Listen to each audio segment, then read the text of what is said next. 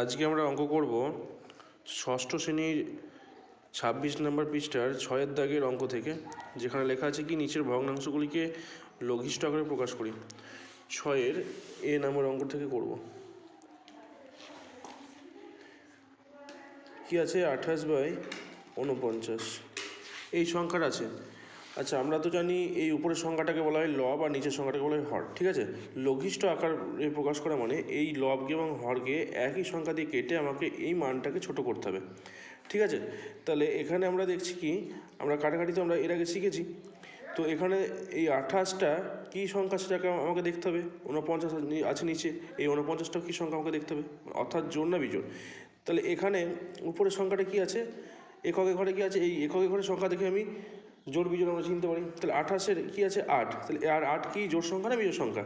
অবশ্যই জোড় সংখ্যা, তার কারণ কি 2 এর নাম তখন চলে আসছে। কিন্তু এখানে আছে 9 কি জোড় সংখ্যা? 9 কিন্তু জোড় সংখ্যা নয়, তার কারণ কি 2 এর নামটা গুণে আমি কিন্তু 9 পাবো না। তাহলে এটা কিন্তু হচ্ছে বিজোড় সংখ্যা। তাহলে এমন কোন ঘরের নামটা গুণে আমি এই দুটো সংখ্যাকেই কাটতে পারবো, মানে কোন ঘরের নামটাতে আমি এই দুটো সংখ্যাকেই পেতে পারি। তাহলে দেখো, এখানে আছে 28 আর এখানে আছে 49, ঠিক আছে। এই 28 আর 49 সংখ্যাটাকে আমি, যেহেতু এখানে জোড় একটা জোড় আছে একটা বিজোড় আছে, অবশ্যই আমাকে সংখ্যাটাকে কিন্তু এই জোড় আর বিজোড় সংখ্যা কিন্তু অবশ্যই জোড় সংখ্যা দিয়ে পাবো না, একই সংখ্যা দিয়ে আমাকে কাটতে হবে। তাহলে যে একটা যদি জোড় সংখ্যা থাকে এবং একটা যদি বিজোড় সংখ্যা থাকে, তাহলে কী করব, তাহলে কিন্তু আমাকে বিজোড় সংখ্যাগুলো দিয়ে আমাকে কিন্তু ভাগ করে দেখতে হবে। তাহলে এখানে দেখো বিজোড় সংখ্যা বলতে 3 ঘরের নামটা গুণে কি 28 আসবে? দেখো 3 9 27 আসছে, 3 10 30 আসছে, তাহলে কিন্তু এটা কিন্তু আসছে না, এটাও কিন্তু আসছে না। 3 একে 3 19 থাকছে, 3 18 হচ্ছে। 3-এর পরবর্তী বিজোড় সংখ্যা কি 5, 5 ঘরের নামটা গুণে কিন্তু আমি 28 পাবো না, 49 পাবো না। তার কারণ কি 5 ঘরের নামটা গুনলে এই একক ঘরে হয় 0 থাকতে হবে কিংবা 5 থাকতে হবে, তবে কিন্তু সেটা পাওয়া যাবে। তারপরে 5-এর পরে কি আছে 7 দিয়ে দেখো এটাকে ভাগ করো, আছে 28, 7 দিয়ে ভাগ করছি, তাহলে দেখো 4 7 28 পেয়ে গেলাম আমি, ঠিক আছে, 4 পেলাম। এই একই সংখ্যা দিয়ে আমাকে ভাগ করতে হবে বললাম, তাহলে আছে কত 49, এটাকেও 7 দিয়ে ভাগ করতে হবে অবশ্যই। তাহলে দেখো 7 7 49, তাহলে পেলাম কি 7। তাহলে এই 28কে ভেঙে আমি কী পাচ্ছি, 4 পাচ্ছি, 4 7 28 আর এটা 7 7 49, তো 4/7 কী এলো 4 আর 7। এই 4কে আমি 2 দিয়ে ভাঙতে পারবো যেহেতু জোড় সংখ্যা, কিন্তু 7কে কি আমি ভাঙতে পারবো না, তার কারণ কি 7 হচ্ছে একটা মৌলিক সংখ্যা, ঠিক আছে। তাহলে কিন্তু আমার অঙ্কটা এখানেই হয়ে গেল। শুধু লিখতে হবে কি, অতএব 28/49কে লঘিষ্ঠ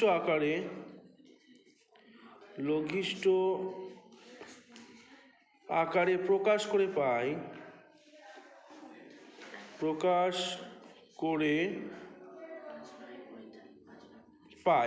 কত না 4/7, ঠিক আছে।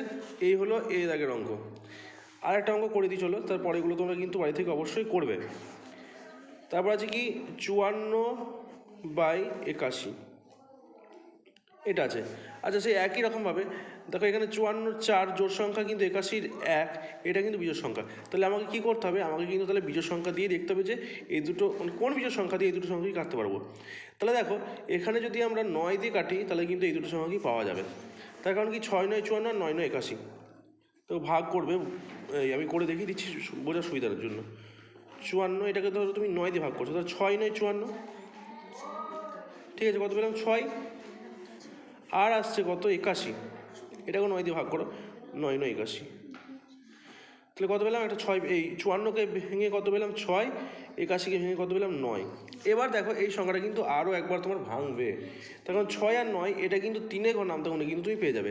দেখো 3 2 6, ভাগটা আবার একবার করছি, 6কেও তুমি 3 দিয়ে ভাগ করো, আবার 9কেও তুমি 3 দিয়ে ভাগ করো, তাহলে দেখো 3 2 6 পেলাম, আবার 3 3 9 পেলাম, ঠিক আছে। তাহলে এইটাকে ভেঙে আমি কত পেলাম 2, আর এইটাকে ভেঙে কত পেলাম আমি 3, ঠিক আছে।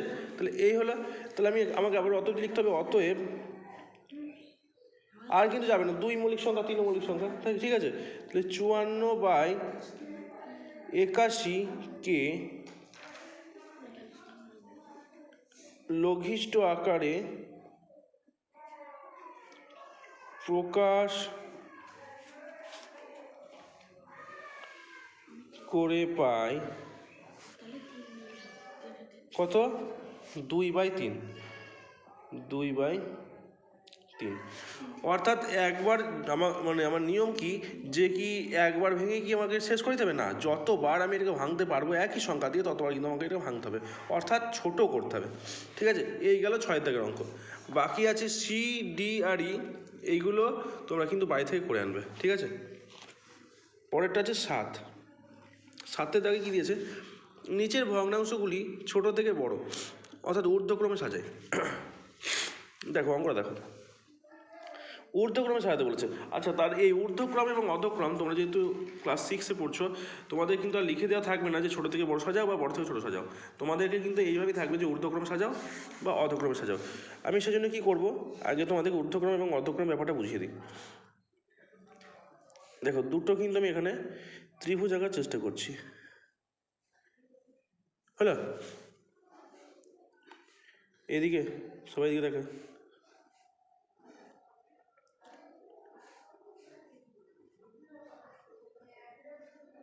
বেশ 0 1 2 3 3 2 1 0, বেশ একই রকমভাবে এদিকেও করবো। এই দুটো না আঁকলেও হবে, একটাতেই হয়ে যাবে, ছেড়ে দাও। বেশ দেখো 0 1 2 3, আমরা আর এদিকে দেখো 3 2 1 0, এই একই রকমভাবেই হয়েছে, দেখতে একই রকম লাগছে সিঁড়ি, এগুলো হচ্ছে একটা সিঁড়ি। বেশ, আমরা কি করব, ঊর্ধ্বক্রম এবং অধক্রম ব্যাপারটা দেখো এই ছবির মধ্যে দিয়ে বোঝানোর চেষ্টা করছি। আচ্ছা, আমরা যখন 10-এর দিক পড়েছি তখন আমাদের ওই 10টার দিক কী কী ছিল, পূর্ব পশ্চিম উত্তর দক্ষিণ ঈশান অগ্নি নৈঋত বায়ু উধো অধো। তাহলে উধো দেখানোর সময় আমরা কিন্তু হাতটাকে এরকম করে দেখাতাম, উধো মানে উপর দিয়ে উঠছে, আর অধো বলতে নিচের দিকে এভাবে নামছে, দেখাতাম না? তাহলে এখানে ঊর্ধ্বক্রম বলতে কিন্তু উপর দিয়ে উঠবে, ঊর্ধ্বক্রম, ঊর্ধ্বক্রম উপর দিয়ে উঠছে, তার মানে কি দেখো ছোটো থেকে বড় হচ্ছে, ঊর্ধ্বক্রম। কী হচ্ছে ঊর্ধ্বক্রম মানে কি, এই ঊর্ধ্বক্রম মানে কি ওপর দিয়ে উঠছে, ঊর্ধ্ব আমরা কি বলি, ঊর্ধ্বক্রম মানে উপর দিয়ে উঠছে দেখায়, আর অধক্রম মানে নিচের দিকে দেখায়। তাহলে ঊর্ধ্বক্রম মানে কি উপর দিয়ে উঠছে, তাহলে উপর দিয়ে আমরা কী করে উঠি, শুরু থেকে তো উঠি, তাই তো? আমরা তো একবার মানে একবার তো এখানে থাকি না, আমরা ছোটো থেকে বড় হয়। তাহলে এটা হচ্ছে ঊর্ধ্বক্রম, এটা কি ঊর্ধ্বক্রম, ঠিক আছে? আর এই দিকটা হচ্ছে অধক্রম, বোঝা গেল? অর্থাৎ অধক্রম মানে কি নিচে দিয়ে নামছে, নিচে দিয়ে নামছে, তাহলে অধক্রম। তাহলে ঊর্ধ্বক্রম মানে কি বলতে পারবো, ছোটো থেকে বড়, আর অধক্রম মানে কি বড় থেকে ছোট, বোঝা গেল ব্যাপারটা? এবার আমাদের অঙ্কে আসি, 7-এর এ দাগের অঙ্ক। 7/2, 7/4 আর 7/5, এই অঙ্কটা আছে। দেখো এই অঙ্কটাতে একটা মজার জিনিস আছে। আচ্ছা, এই ওপরের সংখ্যাগুলোকে তো হচ্ছে তোমার লব, আর নিচেগুলোকে বলা হয় হর। এখানে দুটো আমি নিয়ম লিখে দেবো, ঠিক আছে? নিয়মগুলো কী সেটা দেখো। 1 নম্বর নিয়ম, লব যদি একই সংখ্যা থাকে, লব যদি একই সংখ্যা হয়, তবে হরে যে সংখ্যা ছোট সেটি আসলে বড়, এবং যে সংখ্যাটি বড় থাকে সেটি আসলে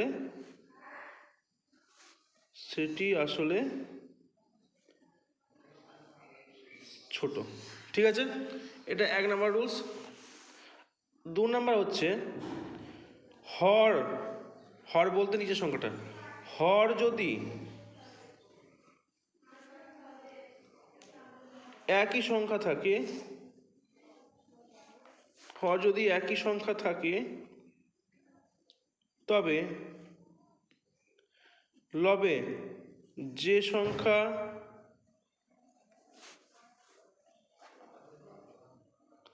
ছোট থাকে সেটি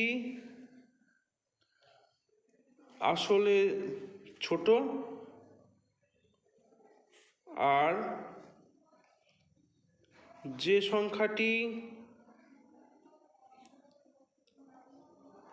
বড় থাকে সেটিই বড়। ঠিক আছে, তাহলে কি লবে, লব বলতে এই উপরের সংখ্যাগুলো আর হর বলতে নিচের সংখ্যা। তাহলে এখানে দেখো লব কিন্তু সব একই সংখ্যা আছে। তো লবে যদি একই সংখ্যা থাকে, এখানেও 7, এখানেও 7, এখানেও 7, আমাকে এটা ঊর্ধ্বক্রমে সাজাতে বলেছে, অর্থাৎ ছোট থেকে বড়। তাহলে লব যদি একই থাকে তাহলে হরে যে সংখ্যাটা ছোট সেটা আসলে বড়, আর যেটা বড় সেটাই আসলে ছোট। ঠিক আছে, আর যদি হর যদি একই সংখ্যা থাকতো, যদি এই নিচের সংখ্যাগুলো যদি একই সংখ্যা থাকতো, তাহলে কি হতো, তাহলে হতো ঠিক তার বিপরীত, অর্থাৎ যেটা ছোট সেটাই ছোট, যেটা বড় সেটাই বড়। তাহলে এখানে কি আছে দেখো, 7/2 আছে, 7/4 আছে, 7/5 আছে। আমি দেখতে পাচ্ছি এখানেও 7, এখানেও 7, এখানেও 7, তিনটে জায়গাতে কিন্তু 7 আছে, 7, 7, 7, তিনটে জায়গাতে 7 আছে, অর্থাৎ লব কিন্তু সব এক। তাহলে কি বলেছি, লব যদি একই থাকে তাহলে হরে যেটা ছোট সেটা আসলে বড়, এবং যেটা বড় সেটা আসলে ছোট। তাহলে বেশ, তাহলে এই হচ্ছে অঙ্ক। ঠিক আছে, এবার কি করব, আমাকে এবার অঙ্কটা করতে হবে, ঊর্ধ্বক্রমে সাজাতে হবে। তাহলে যেটা বড় সেটা আসলে ছোটো, আমাকে ছোটো থেকে বড় করতে বলেছে। তাহলে এখানে বড় কি আছে, হরে 5, তাহলে এটাই সবথেকে ছোটো, 7/5। ঠিক আছে, তো যেদিকে ছোটো থাকে সেদিকে তো মুখ বন্ধ থাকে। তারপরে কি এটা 7/4, আর তারপরে কে 7/2। এই হলো অঙ্ক, আর কিন্তু বিশেষ কিছু করার দরকার নেই। যদি হর এবং লব দুটোই আলাদা আলাদা সংখ্যা থাকে, সেক্ষেত্রে আমরা কী করি, লসাগু করে করি, সেটাও কিন্তু আমি শিখিয়ে দেব। ঠিক আছে, এটা গেল এ দাগের অঙ্ক। এবার আসছি বি। বি এর অঙ্কটা খুব ইম্পর্টেন্ট অঙ্ক। ঠিক আছে, খুব ভালো করে দেখবেন।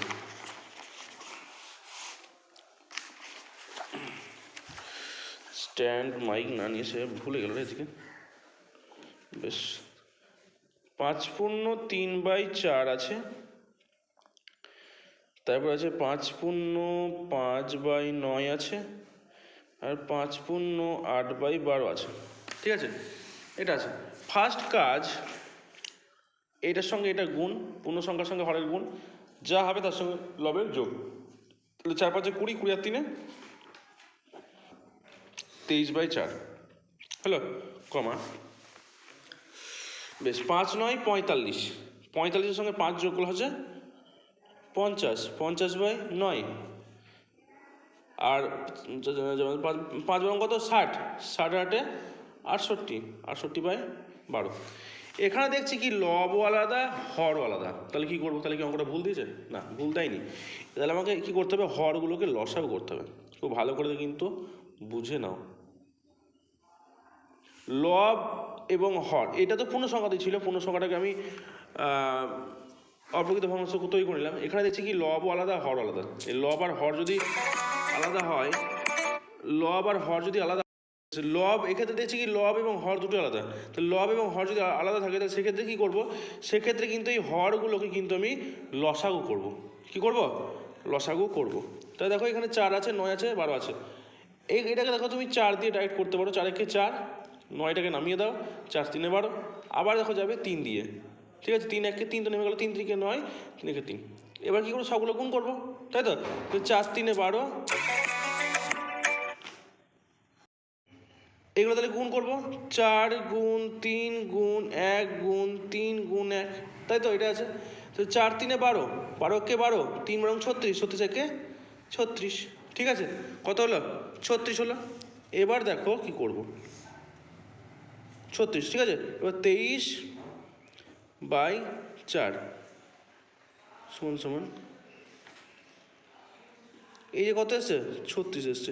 এই 23/4টাকে আমি আরেকবার লিখবো, দিয়ে নিচের যে সংখ্যা আছে, যে 4-এর সঙ্গে কত গুণ করে 36 আসবে সেটা আমাকে দেখতে হবে।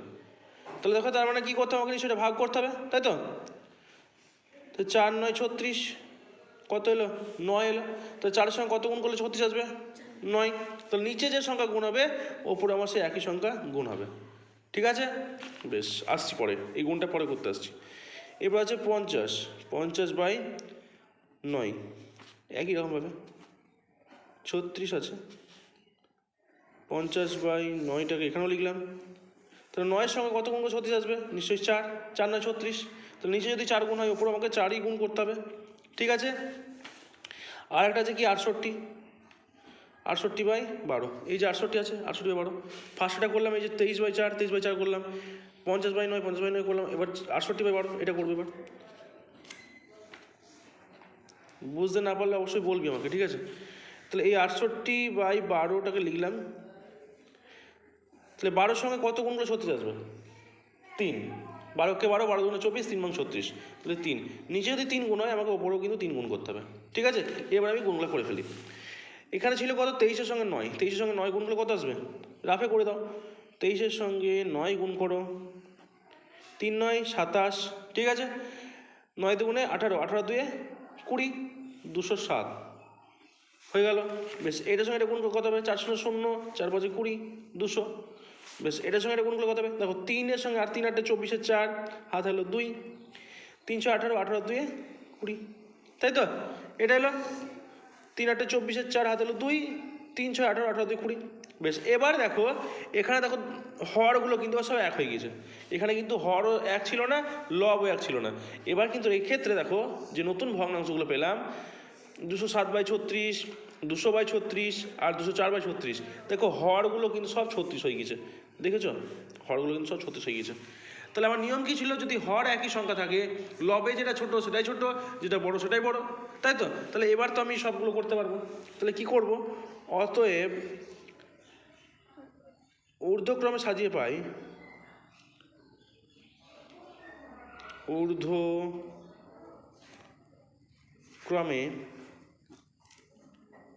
সাজিয়ে পাই। কি পাই? তাহলে আমাকে দেখতে হবে হরে, হর তো সব এক হয়ে গেছে, লবে কে ছোট। দেখো লবে এখানে আছে 204, এখানে 200, এখানে 207, তাহলে কে ছোট হলো? 200 ছোট। কিন্তু আমি এইটা কিন্তু লিখবো না, লিখবো কিন্তু এই অঙ্কটা, কিন্তু এটাও লিখবো না, আমি লিখবো এই অঙ্কটা। তার কারণ কি? 50/9টা কোথাকার অঙ্ক? এর অঙ্ক, এই টাকা ভেঙে হয়েছে, ঠিক আছে? তাহলে এই অঙ্কটা, অর্থাৎ 5×5/9, ঠিক আছে? এটা হয়ে গেল। তারপরে কাছে 204 আছে, 207 আছে, তাহলে 204-এ আমি কি এই ভগ্নাংশটা লিখবো? না। তাহলে কি এটা লিখবো? না। এটা 3 নম্বরে কি আছে? 5×8/12, অর্থাৎ এটা লিখবো 5×8/12, ঠিক আছে? আর পরে থাকলো তো এটা, তো 207/36, আমি এটা লিখবো না। 23/4 এটাও লিখবো না, তাহলে লিখবো কোনটা? এটা 5×3/4। তাহলে এই হলো আমাদের অঙ্ক। আশা করছি বুঝতে পেরেছো। পরবর্তী অঙ্কগুলো প্রত্যেকে করে নিয়ে আসবে, ঠিক আছে?